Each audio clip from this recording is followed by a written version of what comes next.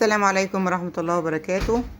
معاكم مطبخ ام علم، جايه لكم النهارده بفيديو يعني طبيخ كده. هنبتدي اول حاجه الملوخيه. زي ما احنا شايفين الشوربه هي بتغلي قدامنا.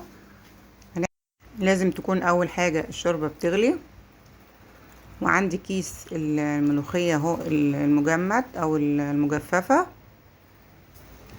انا جايباها كده، يعني الكيس اللي بيتباع في السوبر ماركت. حطيت عليه حوالي 4 كوبايات من الشوربه.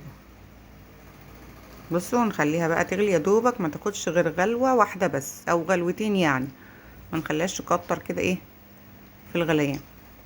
بعد كده نبتدي بقى نحضر الطشه. نحط معلقه السمنه بتاعتنا اهو. احنا عارفين الملوخيه فوائدها حلوه ومع الاطفال برضو، وفي نفس الوقت بتساعد على التخسيس اهو. بصوا بقى الملوخيه عندنا بعد ما اتغلت بقت بالقوام بتاعها ده، منعملهاش لا خفيفه ولا تقيله اهو. انا لازم عندي السمنه تبقى سخنه، ومعلقه الثوم بس يا دوبك كده. انا بحط بس معلقه ثوم وعليها شويه كزبره وشويه ملح، كزبره ناشفه، وضربتهم في الكبه، وببتدي ايه هقلب بقى الايه الثوم معانا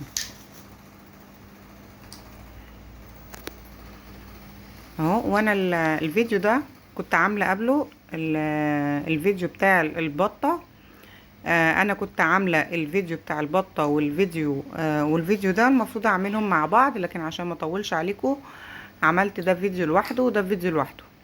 يعني بعد ما تتفرجوا على الفيديو ده هتلاقوا الفيديو بتاع البطه انا عاملاه في صندوق الوصف، او حطاه في صندوق الوصف عندكم من تحت كده. اضغطوا عليه وهتلاقوه، للي حابب ان هو ايه يشوف ان البطة بتتعمل باسهل طريقة. يا دوبك كده انا عملتها باسهل طريقة،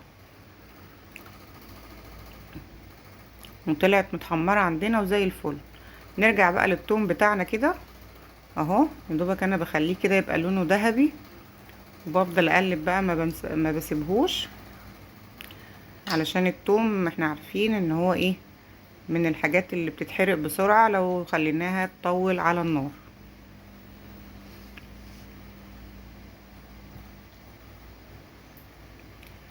اهو. بفضل بقى اقلب. عندك بقى مع سمنة بلدي، عندك زيت نباتي، حطي المادة، اي مادة دهنية انت حابة ايه تحطي اهو. ما تنسوش بقى في اللايك والاشتراك و... ونشوف بقى مع بعض. نكمل بقى بقية الفيديو. انا عشان التوم بقى من التوم اللي كان لسه اخضر كان وقتها، فتحسوا ان التوم بيلم معاكم كده، ما تقلقوش برضو، افضلوا قلبوا. ونبتدي بقى ايه الشهقة بتاعة الملوخية. اول ما يبتدي بقى ايه يبقى لونه الذهبي بقى الحلو بتاعنا ده، هبتدي اجيب على طول الملوخية، شوية الملوخية. انا حابة ان اجيب شوية ملوخية، وبعد كده اكمل كده اهو. ده الفيديو بتاعنا بتاع المرة اللي فاتت، والوصف تحت بتاع البطة. دي الملوخية اهو غرفناها. بعد كده في الصورة دي برضو في البسلة. هنجيب برضو الحلة بتاعتنا كده، وانا عندي الصوص هنا بقى ايه. يا دوبك انا الصوص ده مجهزاه وحطاه مفرزاه في الفريزر. الصوص ده عبارة عن ايه؟ بصل زي ما انتوا شايفين كده متقطع رفيع، بجيب بالكمية كبيرة، وبعد كده احط عليها الطماطم، ويا دوبك ايه اسيبها تتعصج. وعندنا هنا اهو بعد ما غلت بقى التقلية بتاعتنا دي، ببتدي اجيب ايه البسلة دي. البسلة برضو انا عاملة فيديو قبل كده، واسيب لكم الرابط بتاع تخزين الخضار برضو في اسفل الوصف، اللي عايز ازاي يعرف يخزن الخضار. ودي السفرة بتاعتنا. وعملت بقى شوية رز بالشعرية كده جنبهم جنب البطة. ما تنسونوش بقى في اللايك والاشتراك لأول مرة يشوفني، وتعليق جميل زيكم كده. ونتقابل بقى على خير، والسلام عليكم ورحمة الله وبركاته.